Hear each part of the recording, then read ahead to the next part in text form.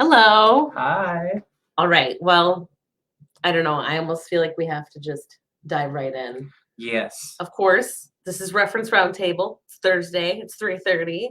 We're here to talk about stuff, but today we don't know what we're going to talk about. Sarah is gone, as you can see. It's just myself, Lacey, and Michael, and she left us this. I'm kind of nervous. We have not opened it. Show them the No. seal. It's still sealed. It's been taped. I wanted to open it. She gave it to me last week, and I really wanted to open it, but I did not. So now is the time. Are you ready? We don't know what's inside, but whatever it is, that's what today's episode's about. That's what we're going to be talking about. So if Let's you don't see. like it, you can blame Sarah. Oh, and I'm just going to destroy the envelope here. What is it? All right. Ooh, I've got a paper with some stuff Oh, I in thought it was it. cash for a second. Oh, the paper is empty. It's just folded up, but within it, it has some adorable little cards. So, and of course, they're really cute. Because Sarah. it's Sarah, and she's just the most creative person ever. But I think they're questions about just all kinds of stuff. Should we get started? Yeah. Why don't you start with the first one? Okay. I'm going to read it, show it to the camera in case anybody watching wants to answer in the comments. Okay. Yeah, good idea. What books are you most looking forward to reading this summer? Well, me, I when it's summer, I'm all about like fun reads. And so I've been reading like right now I'm reading Death in the Clouds, which is an Agatha Christie mystery. So I'm all about like the comfy, happy, like easy reading. That's really what I'm all about. See, I'm the opposite. I really want to read that new book. I'm reading the Pope and Mussolini right now, but his sequel, The Pope at War, came out. So it's like all this like that's the opposite of light reading. No, it's like history, Mussolini. Sounds really interesting. Fascism, Italy. Really interesting. It is really interesting. All right. I forget what Next the author's one. name is, but what is your favorite ride at a carnival or amusement park? I mean, I love roller coasters. I've ridden a lot of roller coasters in my day. Like pretty much any roller coaster. I don't love the like wooden ones that are really rickety-crickety and you have to go to a chiropractor afterwards. But I'm a roller coaster person. Tilt-a-whirl. Tilt-a-whirl is really I love me a tilt-a-whirl. That like hands down. I have fond memories like grade school being on a tilt-a-whirl with my friends like singing. Yep. It's like it's a very communal experience, the tilt-a-whirl. And you can control the intensity. Yep. It's a good one. I like these questions. Good job so far. I know we're only 2 in, but good job so far, Sarah. What movie has the best soundtrack? I have an answer. You want to go first? Okay. Forrest Gump. It has like every decade, all of like the big hits. I'm a big fan. Oh, but also I have 2 favorites. Drive. Oh, that one's really good. I don't remember when it came out. It came out in the last 10 years, but it's called Drive, and it stars Ryan Gosling. I'm pretty sure when I was in high school. I'm pretty sure. The last 11. I'm pretty sure it came out since I lived here. So I've lived here for about 11 years. So it's a good one. Anyway, it's a great soundtrack. It's got a good soundtrack and it's a good movie. My answer would be Baz Luhrmann's Great Gatsby. Oh, okay. That soundtrack is so good, and it makes me excited because his Great Gatsby movie was the last Baz Luhrmann movie, I think. And I know that one's about 10 years old, so it's been a while, and we're getting Elvis. I was going to say he's got the Elvis movie coming out. And so I'm expecting that soundtrack to be really good, And we have someone else who wanted to share their favorite. Ooh. Harriet likes to ride the carousel, and you can't go wrong. That's a classic. But I'm very particular about what animal I get on a carousel. What is that? It has to be, if it has options besides horses, I want to get on something like more exciting, like the Henry Dorley Zoo carousel. Oh, I would be so particular. So horses. Yeah.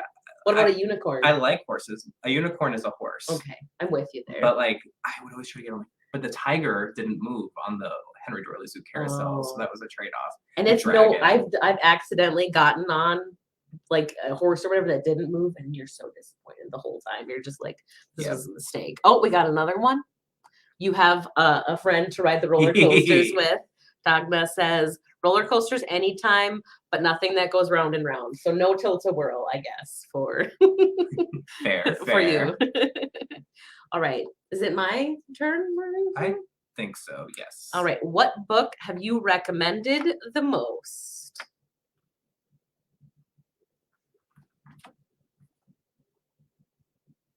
Ooh. Gentleman of Moscow by Amor Towles. I even told my doctor to read it. So that's definitely And I'm the only person I know who has like not finished that book. I got like 50 pages in and it wasn't clicking. Everyone loves it except for you. Everyone loves it. Like my grandma just was reading it and was just obsessed with it. And I was like, oh, I need to retry this book because it has everything that I think I would like. I think it's because I was reading it when I was grad school. So it was like maybe try it like when you know when you're in a different mood. Exactly.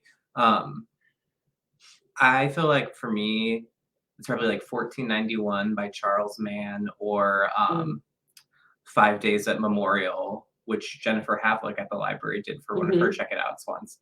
So those I recommend a lot of nonfiction.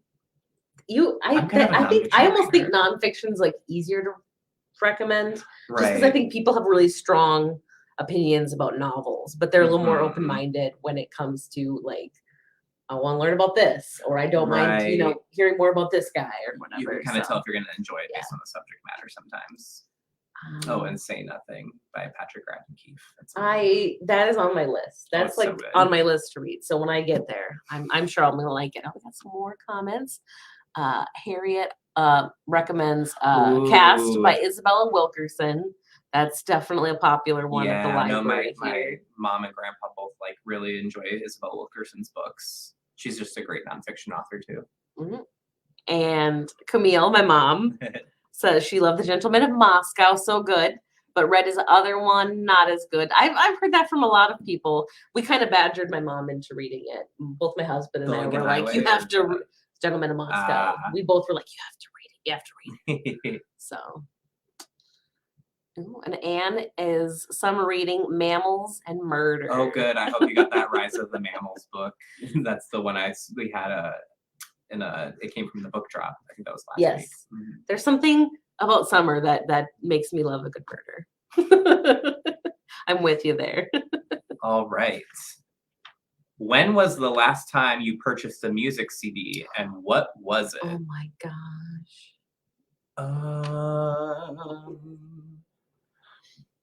I know since I've lived here, but it was like, I think it was even before I worked at the library, so at least 10 years ago. But I bought a Muse CD. They're an English rock band. I don't even remember what it was called. It was a Muse CD, and it came out 10 years ago, and it was like black, and it had like really bright colored squiggly lines on the front. And I feel really bad for not remembering, but I just have not really long time. Well, I only bought CDs. CDs to me are like something I keep in my car. And so the entire time I was in New York City, I was not buying CDs because I didn't have a car to put them in. So I think the last CD I purchased was back when I was living in Minneapolis, and it was Lady Gaga's Joanne album. That's the last CD I remember purchasing. That was a while ago. Right. It's been a minute. I buy vinyl records because I can play those in my living room. Yes, I buy those a lot. We have quite a collection, me and my husband, but yeah. And those are fun to collect anyway. Give it 20 years and we'll all be buying CDs again. I'm sure. They'll be nostalgic once more. All right. Ooh, this is Would you rather give up your phone for a month or bathing for a week? My phone. So no phone for a month, bathing for a week. My phone. I'm kind of with you there. I have to bathe. I could not come to work and not have showered. Like if I didn't bathe for a week, people would just deal with it. I think I could get away with a week of it before people would be concerned. Maybe depends on what kind of activities I'm doing, what time of year it is. 95 degrees like it is today. But honestly, when I'm home, I love to just put my phone in a different room and forget about it. If I didn't have to have a phone, I wouldn't have a phone. Well, and especially for us, we're on our computer every day at work. So, you know, Mhm. if you really needed to like check your email, like it's not a big deal. So Yeah. I definitely get plenty of internet time. I like to be clean too. Oh my gosh. It's just, it makes you happier when you're clean. And it looks like Anne last purchased a Stevie Ray Vaughan Double Trouble CD. Good, Double Trouble. very, very good I wonder if it was taste a there. double CD. I hope it was. Right. All right. All right.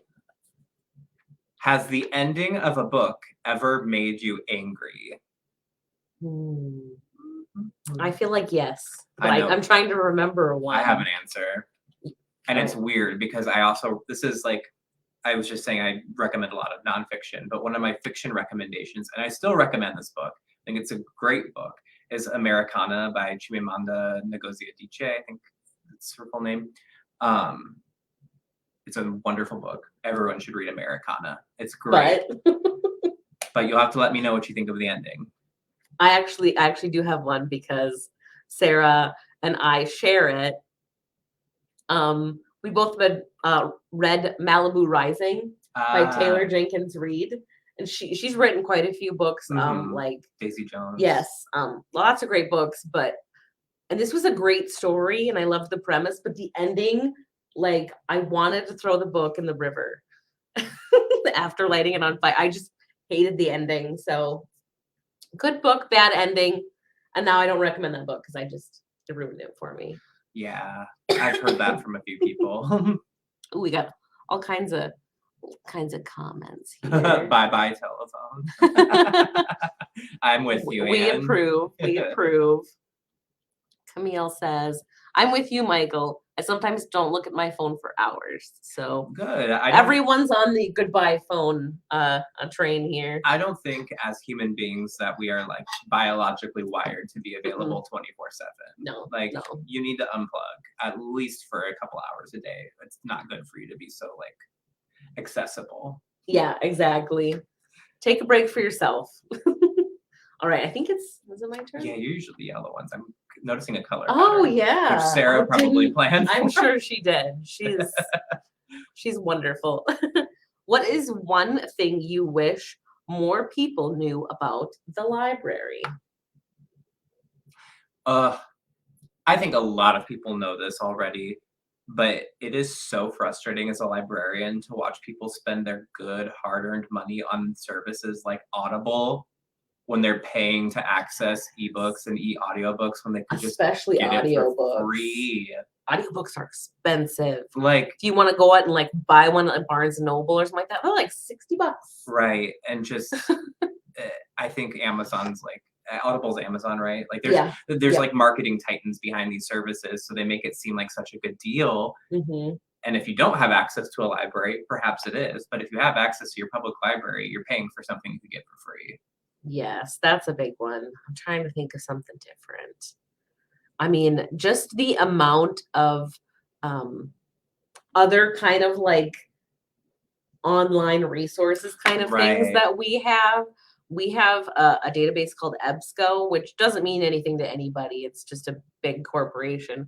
But it allows our patrons to have access to all kinds of like magazines and things like that. Just so much stuff. Like I think you can read like the last like 30 years of Consumer Reports on there, which a lot of people like to read because, you know, you're buying a washer or a new car or something like that. I mean, we just have so many things that are like that that a lot of people don't know about. I feel like EBSCO got me through college, grad school, all that. But it wasn't until grad school that I realized you can have EBSCO cite your sources. Like when you're making MLA, ALA citations. So this is for any students watching this. If you're using EBSCO, you can narrow it down, get those peer-reviewed sources that your teacher's going to want, and EBSCO will format your citations for you. So I have to share one more thing because I just have to. There's also something that the library has that you get for free with your library card called Transparent Languages. And it has over, I don't remember how many, but it's over 100 languages. I mean, all the big ones, you know, French, Spanish, German, Chinese, Japanese, but they also have some really awesome ones that you'd never think of. They have quite a few native and Aboriginal languages on there that aren't even spoken by, you know, millions of people anymore. You know, they might be a really small tribe now. So And that's available too as a free app, kind of like Libby, where you cool. can download the app and just log in and learn whenever you want to. Kind of like Duolingo. Yeah, except it's free. I need to download that app. Yeah, unlike Rosetta Stone, which is like $100-$200 to get one language, you can have so many languages. I love that one. All right. I could talk a lot about all that stuff, but we'll move on. Anne says, I wish more people knew how helpful you all are, which is incredibly sweet. You're very sweet, Anne. We love having people like you come and visit us. What was the first concert you ever attended? Oh my gosh. So the last CD I bought was a Lady Gaga CD. The first concert I ever went to was a Lady Gaga concert. First concert I went to was the Monster Ball. So it was like probably like the best Lady Gaga concert to go to. And there was like fake blood, giant monster fish. And I was right up in the front, like close enough that I could like, oh wow, like reach out and touch her if I wanted to. And I could hear her singing without the microphone. It was really cool. I've been to so many concerts in my life. And I'm not like, most of them have been like, I went to a lot of concerts like in high school of like no name bands. So I'm really struggling. Like, what's like the first one that like you have like a core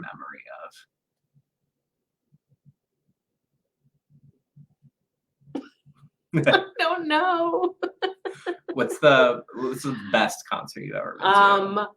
Oh well, I saw Dolly Parton a few years ago.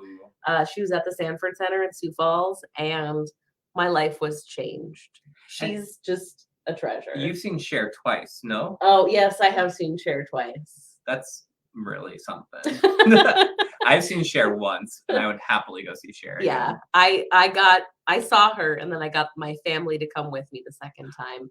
And they were all like, they didn't like dislike Cher, but they were ambivalent. They all left and they were like, she's the greatest. Her live show is so fun. I even like, I wanted to buy my parents tickets. Yep. It's weirdly a show you could go to with your whole family. Yeah, I don't know. Like, it's something for everybody. Really. Very something for everybody. Ooh. Joe says Phil Collins. That is a solid first concert. Yeah. I really hope he played in the air tonight. Got Lady Gaga, Dolly Parton, Cher, and Phil Collins. Some good names. We're hitting the big ones. Okay, this one's gonna be. This is shady. What's the first thing that you ever learned to cook? I'll let y'all know. Like when it happens. Oh, I mean, you could probably even say like ramen. Pasta? I made a meatloaf once. It turned out fine. Well, meatloaf then. I mean, if you didn't kill anybody and it tasted tolerable, that's a win. It was just like, it was my mother's meatloaf recipe. I made it with her. She showed me how. Went back to my place, did the same thing. Tasted fine, but it wasn't my mother's meatloaf. Right. I mean, I would say like scrambled eggs, I mean, I know that's not really like a meal, but like I remember scrambling a lot of eggs when I was like 14 because I could make it myself and it was protein. I used to make fried rice. See, you're far more of a gourmet than you. I'm a microwave chef. I am finally like actually making like full meals now, and I'm in my 30s. So, I'm also a slow learner, but I'm getting there. I'm impatient. That's my problem. But. I understand that. All right. Got the next one. Would you rather be able to speak any language or talk to animals? Speak any language. I don't want to hear what animals have to say. Think of all the cursed animals you would have to hear. Mosquitoes, like spiders, snakes, toads. But like I'm with you until I think about my cat. I have a cat and he's basically my child. And I'm like, but then he could like tell me like what he wanted or if he didn't feel good. So like if I didn't have a pet, it'd be the language thing. This is messed up. What if he told you he doesn't like you? I'd probably still love him. He's like my child, so I can't. Any language, you could make so much money. I know. That's why talk I'm to saying animals, you could really make money too if you let people know. That's a TV show. Yeah, really. Like the wild thornberries. Yeah, exactly. I don't know. I don't want to hear what animals have to say. I don't need All right. Well, we're split on that one. There's so many answers to this one. What's one book that you will never, in all caps, read? What is one book you will never ever read? I have answers that I don't want to say. Oh, this is funny because it is one of our summer reading books. Mm-hmm. But The Only Good Indian by Stephen Graham Jones. Oh yeah. There's a coworker here, Brenda. She works in youth services, read it, and I was like, "Oh yeah, I heard about that." And she was like telling me all about it, and I said, "Never." It's never. I mean, it sounds like a great book. Like I think it's well written, and a lot of people would enjoy it. But like, she told me what happens in it, and I was like, "That's it's for horror. me." It's a scary. Yeah, book. it's a scary book. So I mean, it's supposed to leave you kind of. It's the most like checked out and read summer reading book so far out of all the 12 on the list. Good for it. Yeah. He's a great author. I just can't. No, I can't do that. I understand. I'm thinking of an answer that I want to like say on the record on camera. Do you want me to like read some comments? Read some comments. We have tuna noodle casserole for my Girl Scout leader, Harriet says. That is a great first thing to cook. I love that it was a casserole. That's a very Midwestern answer too. All right. Joe says, cats are the best. I would like to hear from them. See, I'm a big cat person, so I'd be talking to everyone's cats all the time. I'd probably have no human friends left, just cat friends. All right. I mean, there's like, there's a lot of answers. I'm thinking maybe some of like those Richard Powers self-help books or like Rich Dad, Poor Dad. Yeah. There's some like really, there's some self-help out there that's very popular, and I'm not trying to yuck anybody's yum, but I get it's not for you. It's not for me. It's not for you. I get that. I'm definitely in that category. Those don't call to me. I would never read those. Right. But you know, they consistently check out. Yeah, there must be something to them, right? All right. Got another book question here. Has the ending of a book ever made you cry? Yeah. The final Animorphs book. I've never read the Animorphs. I read most of the Animorphs, and I remember I read the final Animorphs book, and I was sobbing in my bed, and my mom had to like come in and like pat my back. The final Animorphs book was devastating. So mine is a lot more like traditional. Okay. Of Mice and Men. That one got to me. Yeah. I was like upset, but like also angry. So was very upset by that. I kind of saw it coming. I had a weird experience once with Mice and Men. I gotta say a story. You know when you give blood, and then afterwards you have to sit in the waiting area, and they have snacks and stuff just to make sure you don't pass out. And there's usually an attendant there. One time in high school, I gave blood, and I was in the snack area, and the attendant was a very large man wearing overalls and like a country type hat. Remind you of George? He reminded me of George. Not just for that, but then he went, "Do you want to see my rabbit?" and opened his hand, and he had a little rabbit. That is very of Mice and Men. And to this day, I don't know like if he was cosplaying George from Mice and Men or if I just met George from Mice and Men.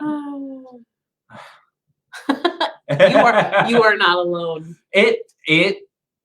I don't want to spoil it because I feel like we're having a very like 90s Y2K revival, and maybe the Animorph series will be reprinted and republished. You can tell me off camera because I will not read the Devastating. Like if you think Harry Potter was devastating at certain parts, read the Animorphs books. Oh. The final Animorph book took me out.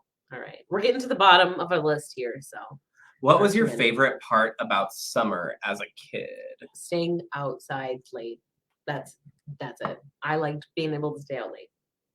And it was dark, and I'd still play with my friends. That was it. Sleeping in.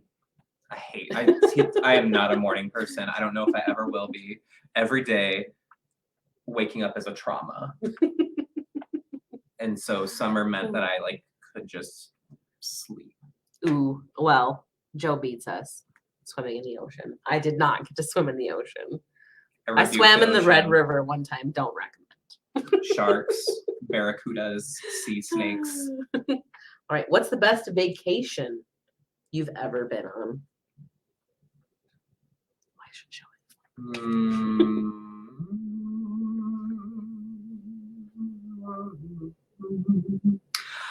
been on a few really good vacations. Going to the UK, like hands down. But also, like, I also like Rocky Mountain National Park in Colorado. Would we consider like studying abroad for a summer vacation? Why not? My like study abroad experience. I lived in Berlin for a month and Paris for a month. I got like the grand European experience. That would be on top of my list. That too, like was pretty great. New Orleans as well. I am gonna go there someday. I think I would really like it. I think you would too. I really want a beignet. Ever since I found out that they existed. Better than I thought it would be, because I had very low expectations. I was like, oh, this is actually really good. And I ate a plate of them.